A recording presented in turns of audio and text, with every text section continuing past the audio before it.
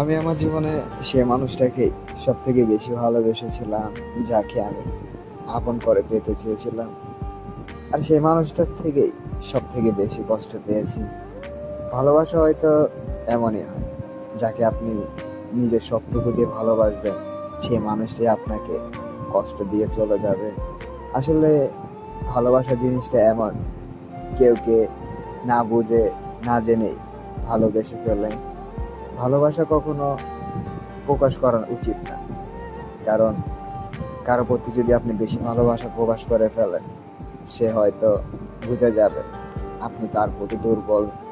ভালোবাসা এমন একটা জিনিস যে কারো প্রতি যদি আপনি ভালোবাসা বেশি প্রকাশ করেন, সেই মানুষটাই আপনাকে একটা সময় পর গিয়ে কষ্ট সব থেকে বেশি দিবে। আর সেই মানুষটার জন্যই আপনি জীবনে সব থেকে বেশি কষ্ট পাবেন। তাই কখনো কেউকে বেশি ভালোবাসলে কখনো প্রকাশ করবেন না, কারণ প্রকাশ করা ভালোবাসাটাই সব থেকে বেশি কষ্ট দেয়।